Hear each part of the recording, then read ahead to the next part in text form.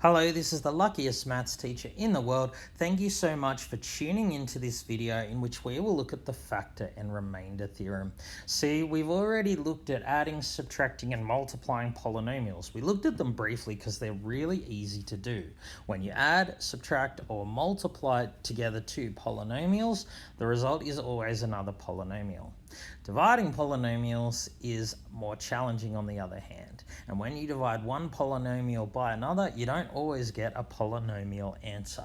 So to help us divide polynomials, we're going to look at the factor and remainder theorem. So we're starting with a polynomial here, fx equals this polynomial here, and I want to divide that polynomial by x minus 2. So we're not actually going to perform the division in this lesson, we'll do it in a later lesson. But even if we don't perform this division up here, we can tell what the remainder will be from the remainder theorem. It tells us that when fx is divided by x minus a, the remainder is equal to f of a. What does that mean? It means if I divide this polynomial here by x minus 2, I can calculate the remainder by just substituting f of 2. Notice the number I'm substituting into the polynomial is the opposite of this. So this was negative 2, so I substitute positive 2. So we're substituting the root of this linear polynomial. 2 is the root of this polynomial because it's the value of x that makes this equal to 0. So if I substitute 2 into this expression here, of course that means everywhere you see an x, you just replace it with 2. So x cubed minus 4 times x squared plus x minus 1. So putting that on calculator, we actually get negative 7. That means the remainder, when this is divided by this, is equal to negative 7. So what exactly does that mean? Well, what exactly are we doing when we're dividing? Well, dividing this by this is the same as saying, okay, what do I need to multiply by this? What polynomial can be multiplied by x minus 2 to get this one here? So I don't know what that polynomial is. How we figure that out will be in a later lesson. But what I do know is that there's no polynomial can be multiplied by x minus 2 to get this. But there will be one that gets me within 7. So this, I will need a negative 7. I can find a polynomial that when I multiply by this, then subtract 7. Will give me this polynomial here. That's what the factor and remainder theorem are all about. So that was the remainder theorem. Let's now take a look at the factor theorem. So we just looked at the remainder theorem. Now you know that a number is a factor of another number if and only if the remainder is 0. So for example, 4 is a factor of 36 because 36 divided 4 has 0 remainder.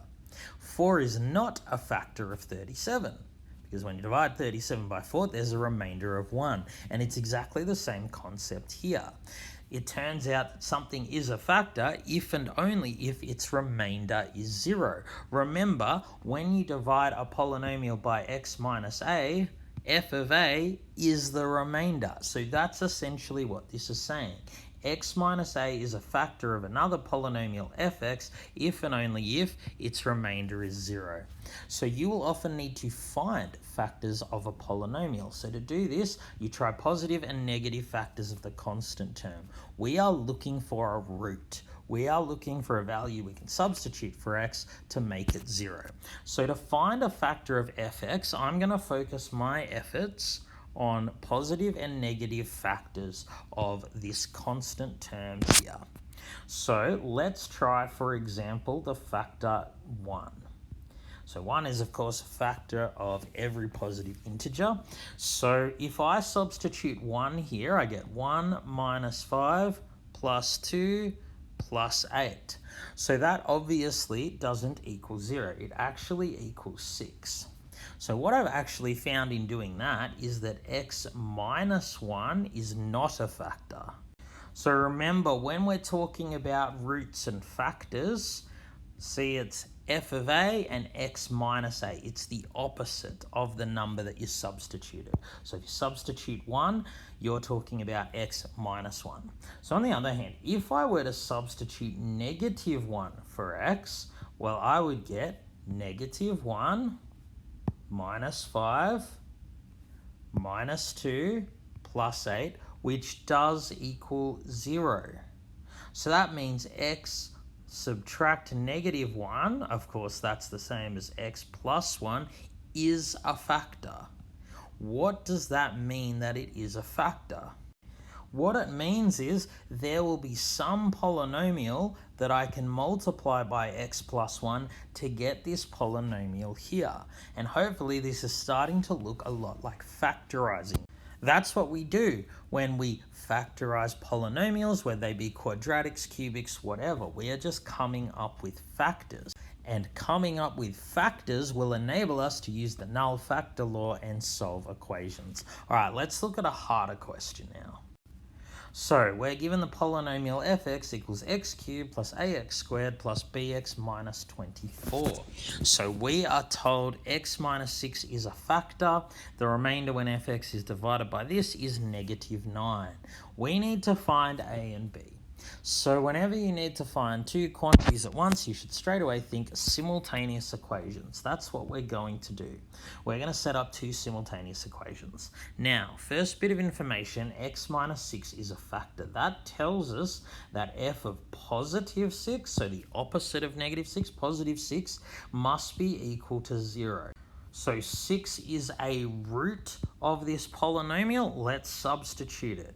So x cubed plus ax squared, so that'll be 36a, plus b times x minus 24 is equal to 0.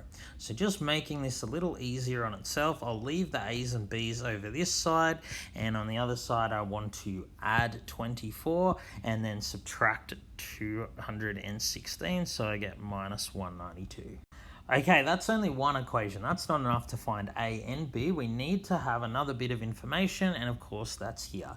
If the remainder when fx is divided by x plus 3 is equal to negative 9, that tells us that f of negative 3, so the opposite of positive 3, the opposite of this number here, that must be equal to negative 9. So let's go ahead and substitute x for negative 3. So this just comes straight from substituting x for negative 3. So once again, let's get all the a's and b's over one side of the equation. So I need to add 51 to both sides, so I get this. Okay, I've got this equation and this equation, so I need to make one of the a's or b's have the same coefficient, and I can do that easily by multiplying this equation by 2. So if I multiply it by 2, I get 18a minus 6b equals 84. Now with this equation and this equation, to get rid of the b's, I can add them together. I get 54a, 36a plus 18a, of course 6b plus negative 6b is 0, that's why I did it. Now negative 192 plus 84 gives me negative 108. So I actually have that a is equal to negative 2. So if I substitute a as negative 2 into here, negative 36 minus 6b is 84. You know how to do that. Just add 36 to both sides and so on. I actually end up getting negative 6b equals negative 120, b equals negative 20. Then I am done.